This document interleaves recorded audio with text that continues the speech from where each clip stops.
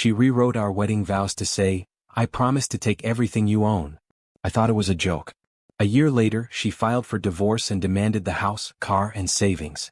But she forgot one thing, our prenup. Her face when the lawyer reminded her still makes me smile. My name is Ryan. I'm 33 years old and I work in IT security, the guy who's supposed to catch scams, sniff out suspicious emails, and keep companies safe. But somehow, I missed the biggest red flag of my own life. Her name was Mary. We met at a wedding. Not ours, my college roommates. I was seated at a table where I didn't know anyone. She walked in wearing a dark green dress that shimmered in the light. She had long, dark hair, eyes like polished stones, and a laugh that cut through the awkward small talk like a hot knife. I couldn't stop staring. She noticed. By the end of the night, we were dancing like we'd known each other for years. She called me the next day. Said she couldn't stop thinking about me. I felt like the luckiest guy alive. Within weeks, we were inseparable. She moved into my apartment 6 months later. My friends told me I was moving too fast. My mom said it was a bad idea. Even my boss jokingly offered to run a background check. But I was in love. Or what I thought was love. The first crack in the glass came early, the first time we argued. She wanted to get dinner at a place that was way out of my budget, a spot downtown where a steak cost more than my car payment. I hesitated, saying maybe we could pick somewhere else. Her face went cold. She called me cheap. Said I was embarrassing her. That if I really loved her, I'd want her to have nice things. I caved. It was a pattern that would define our relationship. 9 months in, I proposed. I thought I was the luckiest man in the world when she said yes. We celebrated with champagne, her eyes shining in the candlelight. But I should have paid more attention when she immediately started scrolling Pinterest for venues that cost more than my yearly salary. She wanted a cathedral wedding despite neither of us being religious. She wanted a designer dress, hand-sewn invitations, a cake the size of a small car. Every decision was extravagant. Every suggestion of mine to cut costs ended in tears or icy silence. She always had a reason. A cousin who'd had an even bigger wedding, a friend who'd worn a more expensive gown, a social media post she had to match. I told myself it was one day. What's one day in a lifetime of happiness? Then came the vows. We agreed to write our own. I thought it was sweet, personal, romantic. I spent nights crafting words that described how I felt, how I wanted to grow old with her, build a family, share dreams. She spent nights locked in the guest room with a glass of wine and her notebook. I remember hearing her giggling to herself sometimes. I thought it was nerves. On the wedding day, we stood before everyone we loved. My hands were shaking, but I was happy. I looked into her eyes and read my vows. She smiled like a cat who'd caught a mouse. Then it was her turn. She cleared her throat, stared right at me and said, "I promise to always be there to support you, to love you, and to take everything you own." The room burst into laughter. Even the pastor chuckled. I laughed too, though it felt hollow in my chest. She winked at me. I told myself it was edgy humor, nothing more. But deep inside, something twisted. A worm of doubt burrowed into my gut. I ignored it. We had our first dance. She posted videos of every moment on Instagram, making sure to tag every luxury brand we'd included. Our honeymoon was in Santorini. The trip was her idea. She planned everything: first-class tickets, 5-star hotels, daily spa treatments, sunset dinners on yachts. Every day she posed for photos, each more glamorous than the last. She loved the attention. I paid for every cent. When I hesitated over the bill for a private catamaran tour, she said I was ruining the trip, that I should have planned better, that I was embarrassing her. I signed the receipt. When we got home, things changed. Fast. She quit her job 2 weeks after the honeymoon. She said she was exhausted, that work was too stressful, that I made enough money for both of us, that it was time to start thinking about babies anyway, and she wanted to focus on nesting. She spent her days shopping online, ordering hundreds of dollars worth of clothes, shoes, gadgets. I'd come home to boxes piled high in the foyer. When I asked about them, she'd say they were gifts for friends. The receipts told a different story. She started going out more too. Girls' nights, she called them. She'd come back after midnight smelling like expensive perfume in hotel lobbies. When I asked where she'd been, she'd roll her eyes. Tell me I was controlling. That I was insecure. That she wasn't my property. But she treated me like hers. I tried to talk to her. I asked if she was happy. She'd tilt her head, like she couldn't understand the question. She'd say of course she was happy, as long as I did my part. As long as I kept her happy. One night I couldn't sleep. My mind was spinning with worry about our bills, her spending, the way she'd stopped touching me in bed. I got up for water and heard her voice from the guest room. She was speaking in low tones, laughing softly. I stepped closer. Heard her say, "It'll all be mine soon. He doesn't even see it coming." I pressed my ear to the door. My heart slammed in my chest. She told whoever was on the phone that in just a few more months she'd have the house, the car, and all the money. That he'd never know what hit him. She called me an idiot. A stepping stone. A means to an end. I nearly threw up. But I didn't confront her. Not yet. I needed proof. I needed a plan. The next morning, I installed a hidden recording app on her phone while she showered. She never noticed. That night, I listened to the first recording. It was worse than I feared. She told her friend about the timeline. That the 1-year anniversary was key because in our state, community property laws strengthen after 1 year. That she was biding her time. That she'd seen other women do it and now it was her turn. That she'd already started consulting lawyers. That she'd spin a story about me being verbally abusive to get sympathy. I sat in the dark listening, feeling like my world was crumbling. How could the woman I thought loved me be plotting to ruin me? I went to work the next day in a fog. I couldn't concentrate. Couldn't eat. Couldn't sleep. Every time she smiled at me it felt like a dagger. But then I remembered something, the prenup.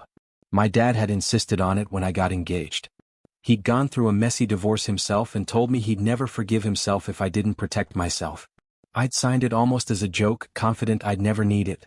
Mary had been furious when I brought it up, but my dad offered to pay for the entire wedding if she agreed. She caved. I found the prenup in my office safe one night, buried under old tax returns. Seeing it felt like seeing a light at the end of the tunnel. I called my dad the next day. I told him everything. He didn't say "I told you so." He told me he loved me and that we'd get through this. He connected me with his divorce lawyer, a man who'd been in the game longer than I'd been alive. He told me to keep quiet, to act normal, to gather as much evidence as possible, and most importantly, not to let her suspect anything. So that's what I did. I took her to dinner, bought her flowers, smiled when she posted photos of us captioned with hashtags like #perfectmarriage and #blessed. All while she was secretly plotting to gut me financially. Every night, I listened to her phone recordings. I heard her gloat to her friend about the house she'd redecorate once I was gone. The trips she'd take on my dime. The better man she'd find once she was free. Every morning, I woke up feeling like I was sleeping next to a snake. I started moving my money. Quietly. I opened a separate account in a different bank. Redirected my paycheck. Stopped sharing anything about my finances. I even began taking valuables, family heirlooms, jewelry from my mom, and storing them at my dad's house. I thought I was prepared. But nothing prepared me for what happened on our 1-year anniversary. Our 1-year anniversary fell on a Thursday. She woke up that morning with an energy I hadn't seen in months. She kissed me on the cheek, made me coffee, told me she planned a special night for us. Part of me wanted to believe it was real. That maybe I was wrong. That maybe the woman I married was still in there. But then I checked her phone. That morning she texted her friend, "Tonight's the night. I'm so excited. I can't wait to start the rest of my life without him." It felt like I was walking through a nightmare in broad daylight. I went to work like everything was normal. Smiled when my coworkers wished me a happy anniversary. I answered emails. Took calls. All while feeling like my heart was being squeezed by an iron fist. That evening I got home to find candles lit. Soft music playing. Mary wearing a silk robe she'd bought on our honeymoon. For a second the old feelings came rushing back. I wanted to believe this was real. That she loved me. That she'd changed her mind. But the smile on her face didn't reach her eyes. She served me dinner, steak my favorite. She poured wine. She toasted to us. The conversation was light, almost forced. She kept glancing at her phone. Her smile was stretched tight.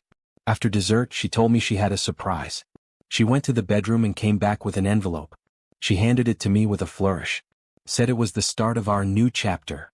I opened it. Inside was a letter from her lawyer. A divorce filing. Neatly printed, with the date highlighted, the day after our 1-year anniversary. Her timing was perfect. She waited just long enough to hit that magic milestone for community property rights. I looked up at her. She was biting her lip to hide a smile. She said she was sorry it had to be this way, but it was better for both of us. That we'd grown apart. That she wanted an amicable split, but she expected the house, the car, half my savings, and alimony. She said it like she was reading a shopping list. I felt something inside me snap. But I kept my face calm. I thanked her for the honesty. I told her I needed a night to process it. She agreed, told me she was proud of me for taking it so well. She actually hugged me. That night I slept in the guest room, stared at the ceiling until dawn, listened to her snoring in the master bedroom, sprawled out like she owned the place. I knew what I had to do. The next morning I called my dad's lawyer. He'd already drafted a response. The prenup was airtight. It limited her to exactly what she'd brought into the marriage, which was nothing. She couldn't touch my house, car, savings, or investments. She'd signed away any claim. And the best part, if she tried to contest it, she'd have to pay my legal fees. I told him to proceed. A week later we had our first meeting with both lawyers present. Mary walked in wearing designer sunglasses, holding an overpriced bag I'd paid for. She looked bored, like she was about to check an item off her to-do list. When her lawyer started listing her demands, I almost laughed. He talked about equitable division of assets, spousal support, her standard of living. My lawyer let him finish, then slid a copy of the prenup across the table. He tapped the section about waiving spousal support. Then the section about separate property. Then the clause that required her to leave my house within 30 days if she filed for divorce. Mary's face drained of color. Her lawyer stammered. Flipped through the document like he was hoping it would change on the next page. He asked if we'd consider mediation. My lawyer smiled and said no, the prenup was final. That's when Mary lost it. She slammed her hands on the table. Screamed that I'd tricked her. That I was a monster. That I'd ruined her life. That she'd make sure everyone knew what a horrible husband I was. I didn't say a word. Just sat there, hands folded, heart pounding. Her lawyer pulled her aside. They whispered furiously. She kept darting glares at me like she wanted to claw my eyes out. I felt sick and relieved all at once. Sick that I'd ever loved this person. Relieved that I'd listened to my dad. After the meeting, she stormed out of the office without a word. I sat there in the silence that followed, feeling like I'd just walked out of a burning building. That night, I got home to find the house a disaster. Clothes thrown around, drawers yanked open, dishes smashed on the kitchen floor. She'd trashed the place in a tantrum before leaving. Her wedding dress was draped over the couch like a ghost. The ring I'd given her was on the table, next to a note that just said, "I hope you rot alone." I picked up the ring. Stared at it for a long time. Then I dropped it in the trash. In the days that followed, her social media blew up. She posted photos of us, captioned with long rants about what a cold, heartless man I was. She called me abusive, narcissistic. Said I'd lied to her about everything. Her friends commented with hearts and prayers. I wanted to defend myself, but my lawyer told me not to. He said she was digging her own grave. Then came the text messages. She begged me to reconsider. Threatened to ruin my career. Swore she'd take me down with her. Each message was angrier than the last. I saved every one. Sent them to my lawyer. Then she showed up at my office. Security had to escort her out. She screamed in the lobby that I'd ruined her life. That I owed her everything. That she'd never let me forget her. I realized then that the woman I thought I married never existed. She was a mask. A performance. And the show was over. But the real surprise was still coming. A week later my lawyer called. He'd uncovered something I hadn't even thought to look for. Mary had taken out credit cards in my name. She'd racked up nearly $60,000 in debt. All while we were married. All in secret. He said we could press charges for fraud. I felt rage boil in my chest like nothing I'd ever known. I sat in my car outside the lawyer's office, the folder of evidence on the seat beside me. Inside were copies of the fraudulent credit card applications, statements with her shopping sprees, boutique stores, luxury spas, overseas charges. My name, my social security number, all forged in her manicured handwriting. I felt violated. Furious. But more than anything, determined. She wanted a war. Now she'd get one. I went straight to the police station. Filed a report for identity theft. The detective assigned to the case listened carefully, eyes hardening as he flipped through the paperwork. He told me the evidence was clear. That with my lawyer's cooperation, they'd have a case strong enough to prosecute. I signed the forms with a shaking hand. When I walked out, I felt lighter. Like the rope around my neck had loosened for the first time in a year. Mary must have sensed something had changed. That night she called me nonstop. 37 missed calls. Voicemails ranging from pitiful sobbing to high-pitched threats. She told me she was pregnant. That I'd abandoned my own child. That I'd regret this forever. But I knew it was another lie. I hadn't touched her in months. I blocked her number. 2 days later, I came home from work to find the locks changed. She tried to kick me out of my own house. The police came. She screamed that I was trespassing. But when the officer saw my name on the deed, he turned to her with a blank face and said she had 72 hours to vacate. She tried to cry, to flirt, to threaten. Nothing worked. They handed her a printed notice. She crumpled it up and threw it in my face before storming off to a hotel. I watched her car pull out of the driveway, taillights glowing red like demon eyes disappearing into the night. The house was mine again. Silent, empty, but finally safe. In the weeks that followed, her facade continued to crumble. Her social media rants grew more desperate. Friends started pulling away. A few messaged me privately, apologizing for believing her lies. Some shared screenshots of her bragging about her plan, months before she filed. I sent them to my lawyer. One morning I was getting coffee when my phone buzzed with an email. Her lawyer was requesting mediation.